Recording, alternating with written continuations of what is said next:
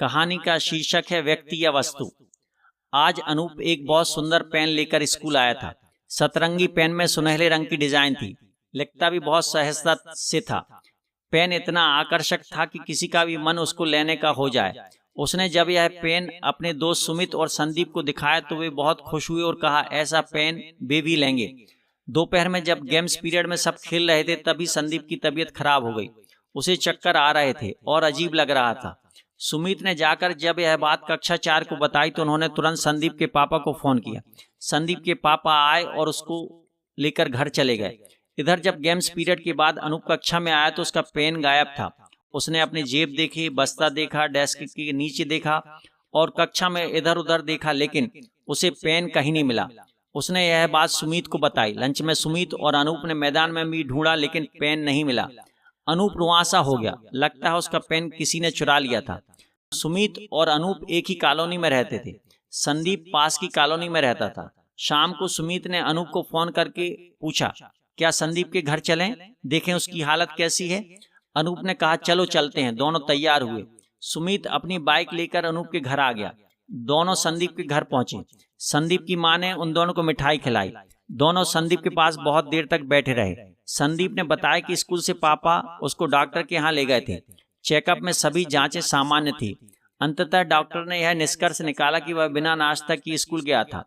खेल के दौरान उसकी रक्त शर्करा कम होने लगी होगी, इसलिए उसको चक्कर आ रहे थे।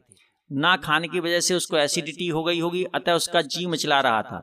डॉक्टर ने उसे प्रतिदिन नाश्ता करके ही स्कूल जाने की सलाह दी और आज आराम करने की हिदायत दी थी। दोनों जब संदीप के पास पर्याप्त समय गुजार चुके तो उन्होंने संदीप से विदा ली। जाने के पहले उन्होंने सोचा कि संदीप के पापा से मिल लेते हैं। संदीप के पापा वकील थे। घर के एक कमरे में उनका स्टडी रूम था। उस कमरे में अलमारी में करीने से किताबें रखी हुई थी। एक अलमारी में जो केस चल रहे थे उनकी फाइलें रखी हुई थी। एक सफेद सनमाइका लगी लंबी टेबल थी। टेबल के उस पार 2 कुर्सियां थी, एक पर संदीप के पापा और दूसरी पर उनका असिस्टेंट बैठता था। टेबल पर कंप्यूटर रखा हुआ था। एक पेन स्टैंड भी रखा था। पेन स्टैंड में रखे पेन को देखकर सुमित चौंक गया। यह तो वैसा ही पेन था जैसा अनूप का था। कहीं यह वही पेन तो नहीं? उसने कोहनी मारकर अनूप को दिखाया।